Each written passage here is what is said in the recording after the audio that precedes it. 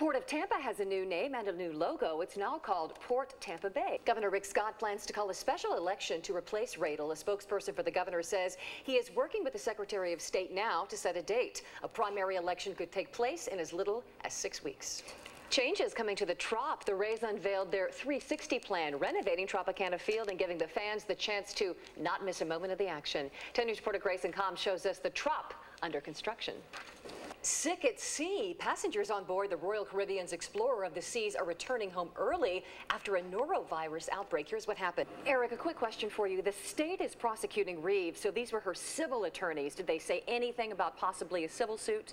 Governor Rick Scott plans to call a special election to replace Radel. A spokesperson for the governor says he is working with the Secretary of State now to set a date. A primary election could take place in as little as 6 weeks. Florida Fish and Wildlife looking at what they can do to make Eagle's Nest a safer place to dive. Now, it isn't so. The brutal blast of cold is giving another 1-2 punch of heavy snow and frigid temperatures to the Midwest and the Northeast. Correspondent Danielle Nottingham shows us how millions of people from across the nation are bracing for another round of miserable cold as a second blast of cold is coming down from Canada. With spring training fast approaching, the Rays are filling out their roster, and today they're making a big move for a familiar face. Here's 10 sports anchor Dave Worth. Be better. Money back. Okay. A much-needed thaw, as you can imagine, in Atlanta right now. Sunshine and above freezing temperatures help the city to get out of its deep freeze. New information tonight out of Hillsborough County Animal Services. As 10 News reporter Danica Lawrence explains, with one director out, the new guy is tasked with cleaning up the troubled department and protecting all the pets. Search for an impartial jury could be difficult, and I understand it was, right, Mel?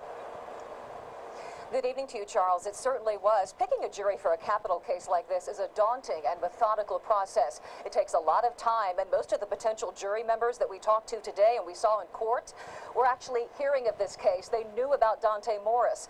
As for the family members, it is certainly an emotional day for them, facing him again in court.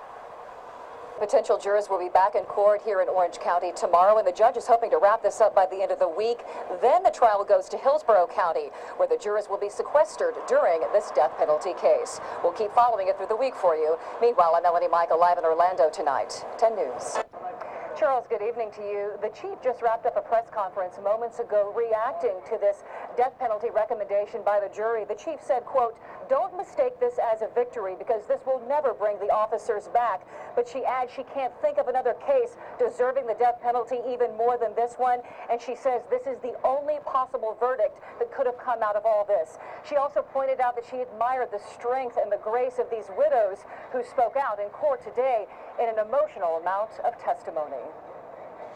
They were, Heather, good evening to you. They asked for a mistrial not once, but twice, and they were also denied twice. And as you mentioned, this was another emotional day in court, but for a different reason. Today was about the grit in the investigation, and the widows sat in court as they heard details, graphic details, of the autopsies performed on their husbands.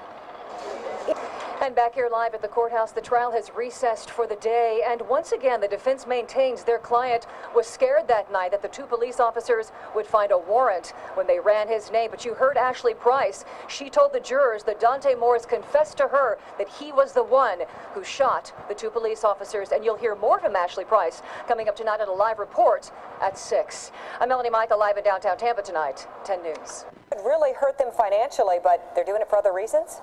Well, bold and risky, Heather. That's how marketing experts describe this decision by CVS. But the company says it has such a strong commitment to health, it is willing to risk losing $2 billion in sales.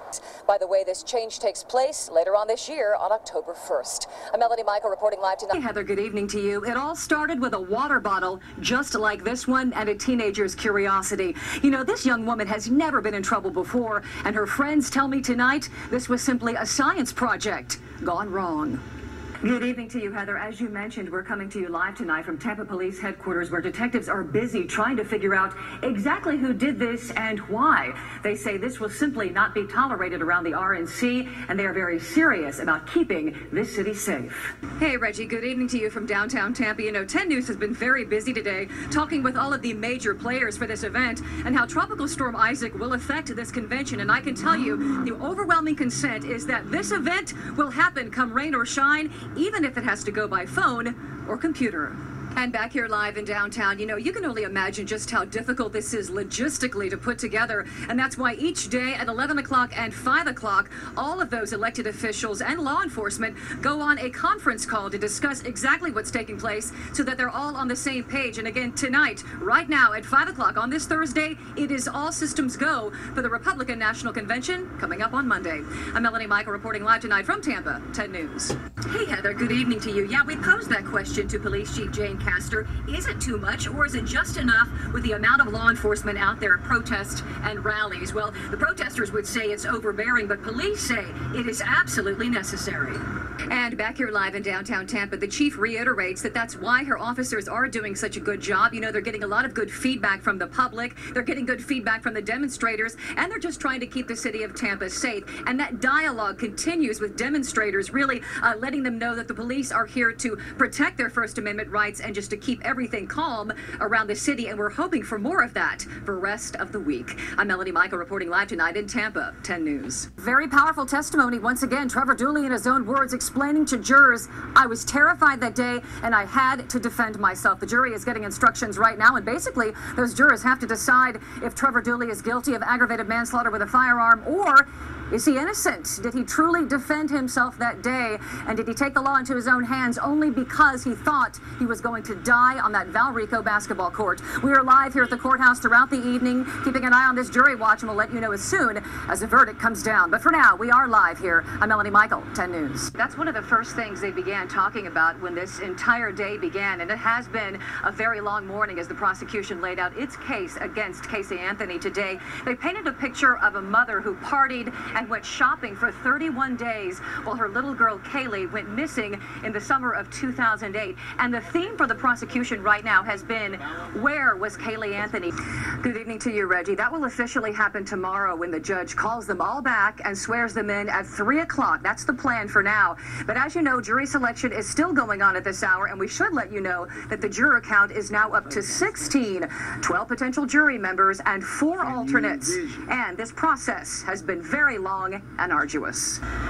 Hey, Heather and Reggie, good evening to you both. TPD says it all came down to this, a screen grab from those RNC cameras. Once cops figured out who this guy was, this was sent to everyone, and it was all hands on deck. I'm talking about cops from every part of the city in downtown Tampa.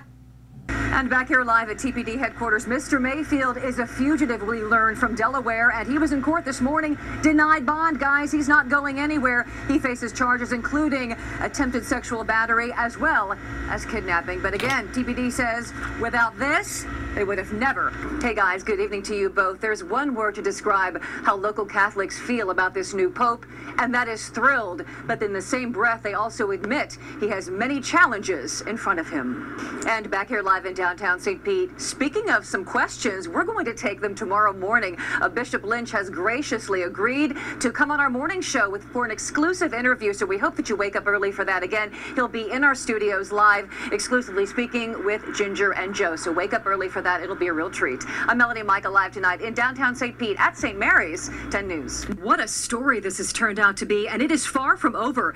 This young man is being held tonight in juvenile custody, as we mentioned, and he'll be there for the next 21 days. Meanwhile, cops tell us that the grandmother, who is the child's guardian, may face charges herself. We could see that possibly in the next coming week or two. For now, I'm Melanie Michael live in Newport Richey at the police department, 10 News. Think about it. We have students that are not only charged with having sex on school property, but then videotaping it and sending it out to others. 10 News is all over this story, and tonight we have our first look at those teenagers as they are under arrest. Hey, Charles, good evening to you. First of all, I'd like to point out that we're coming to you live from an area near the grandparents' home, not in front of it, and here's why. The grandparents have asked from the media 24 hours of privacy, and all of us here at 10 News are honoring that request, as we know this is a very emotional time as they have been reunited with their grandchildren. But the question, as you mentioned, does remain tonight. How will these kids, and will they, bounce back? I'd like to point out that we just got some breaking news into our 10 News Information Center. Those grandparents will be speaking with the media one-on-one with the children tomorrow morning at 11 a.m. at the Hillsborough County Sheriff's Office. Last night when they were coming in and preparing for this trip, a medic was on the flight with the children and said that the kids were fine, they were tired, and they were happy. No doubt glad to be back with their grandparents tonight. So again, those grandparents having a news conference tomorrow morning at 11 a.m. But meanwhile, be sure to tune in to my part 2 of my story tonight coming up at 6. What will the future hold for these kids, especially when they're adolescents in this age of Google? What will they find out online? Again, that's coming up tonight on 10 News at 6. But for now, I'm Melanie Michael live in Tampa, 10 News. And back here live at Bartow High School, guys, once again, it all began with a little water bottle just like this one. The good news tonight, nobody was hurt, but there is a message and a warning coming from the school district for parents. And I'll have that for you coming up tonight live on 10 News at 6. But for now, we're live in Bartow. I'll see you again in just an hour. I'm Melanie Michael, 10 News. Hey, Reg and Heather, good evening to you both. Talk about a bizarre story and truly disgusting. This guy was caught fondling himself right here on the beach in Venice in front of young ladies trying to sunbathe. But these women were very clever.